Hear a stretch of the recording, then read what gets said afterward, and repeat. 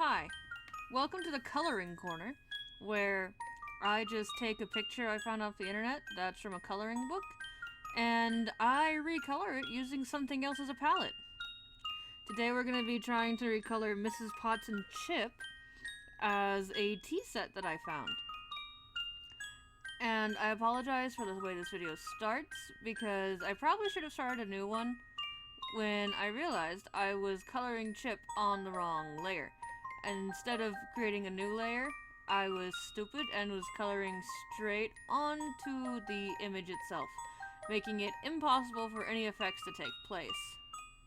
Which I quickly noticed and had to undo all of my work and do it all over again, because that is so much fun. Anyway, I started doing this kind of thing about, I don't know, 2 or 3 years ago, where I would start, find a coloring book page and I just recolored it with whatever I wanted to. I think one of the first ones I did was taking a picture of Elsa and reimagining her as if she was black, because literally everybody has done that, and I just wanted to see what Elsa would look like as a black woman. Nothing changed, not even the dress color, just the skin tone and the hair color. And with the coloring book images, it looks pretty good. It's up on my DeviantArt page, which I don't think I've updated in 5 years. I can't time. I don't do time very well. But anyway, after that, I started looking at other coloring pages. Things like Lilo and Stitch. I found a couple of manga pages and I used those.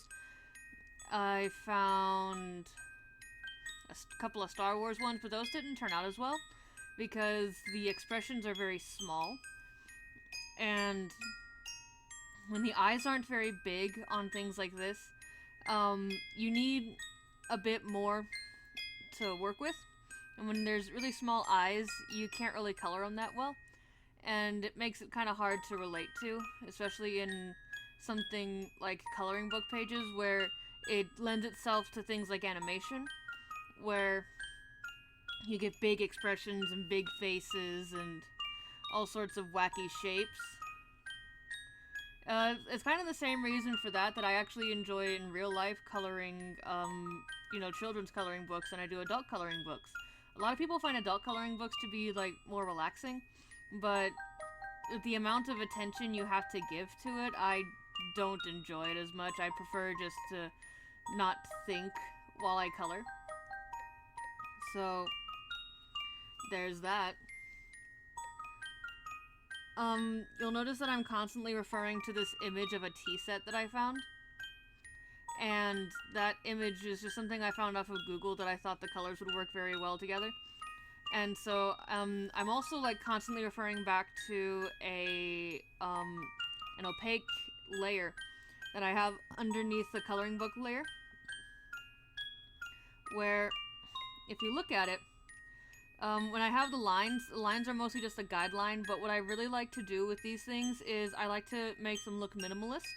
So what I do is I remove all the line work by just removing the visibility of the coloring book image, and I put it on top of an opaque color that I've chosen that complements whatever I'm working with, or at least try to complement whatever I'm working with. In this case, I chose the yellow off of one of those flowers that you see on the teapot. So what I'm doing is I'm constantly referring to that image to make sure that the colors I've chosen blend well, and to make sure that they're visible and distinct from the image, or from that layer. This is one of the more confusing parts right here that I ended up doing, was picking a color that was unintentionally very close to the color that I chose for Chip's main body, and I was very worried that the colors were going to blend in together too much, and that you wouldn't be able to tell the difference. Luckily, that was not the case, and I ended up even, just doubling down on a couple of layers and effects just to make sure that it wouldn't end up that way. One of the things that I quickly, realized when I first started doing things like this was that I have to go all the way around the eyes and the mouth and any other features that I don't want to hit, because it is much easier to use a fill tool than it is to just color in literally everything. Because that just takes like 4 hours, and this took me 30 minutes. And I don't want to take 4 hours when I can only take 30 minutes. That's just good logic right there. At least I'd hope it's good logic. So I always think it looks kind of funny to look at these images through different filters. Like what you're seeing here is me trying to find a complementary filter that can help the colors stand out from each other, at least while I'm coloring them. I know that once they hit the opaque image, that they're going to stand out from each other a little better. But at least at this stage, I needed something for myself to help them stand out for me.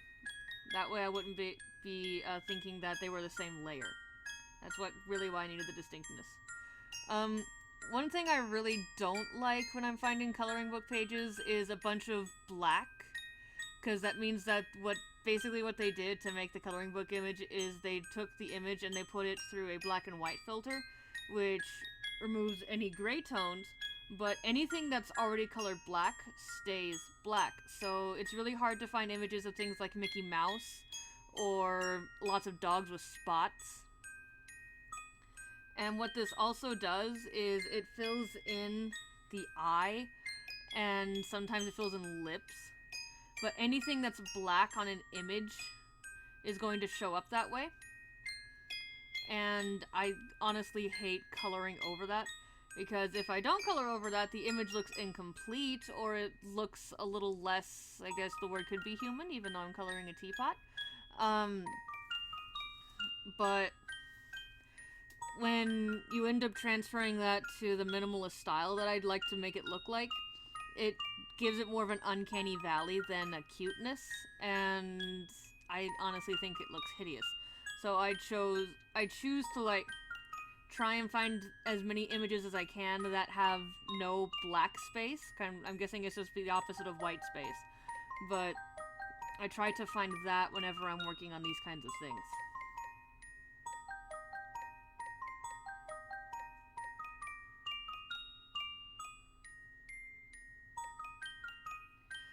Every single color that I use here, except for what I use for highlights and shadows, and white and black, because those are the easiest colors to find. But every color that's not a highlight, a shadow, or the color black or the color white is directly lifted off that reference image. It was something I started doing, is using reference images for my palette. I started doing that maybe a year ago. And what I did was I found a Disney princess, I think it was Belle. And I took her image, and I got the coloring book, and I was just fine with that. But I was thinking, well, what do I want to do with her? I couldn't think of a single color to use. And so what I did was I found a picture of Jasmine, and I used the colors from that picture instead to get my tones for Belle, and then I just highlighted and shaded off of that. Originally what I had been doing was basically taking characters and changing their race. Like I made Lilo look a little more East Asian.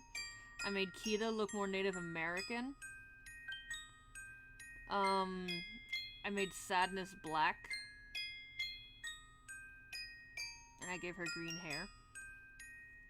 What else did I do? I tried finding other things to use as palettes. Like, at one point I took the bisexual flag and I colored over one of the fairies from Tinkerbell. I think it was Rosetta. It ended up looking pretty hideous, and the image is still on my DeviantArt page if you want to try and find it. But I don't use the same name for DeviantArt that I use for literally every other website, so good luck. So right now I'm working on the shadow portions of my coloring process, which means I finished the basic colors, and I'm just adding a single color everywhere. I used to try and find shadow colors of whatever color I was using, but it took a really long time and the result wasn't always good. And what I ended up finding out was if I just use a single color, usually this purple that I'm using works pretty well. Well, that's going to be fun to edit out. But anyway, this purple that I found usually works really, really well. And if anything, it just adds to that bit of stylized feel. It looks a little awkward right now, even as I'm using it in a semi-transparent layer. But you'll notice that once I start blending, your eyes get used to it a bit better. But also, once you put it in the overlay, what's the word I'm looking? The overlay effect, then it really helps it stand out more, or less, and it blends in really good. And if it still looks a little off, what I found is reducing the opacity to about half usually works to fix the issue. Same thing for the highlights.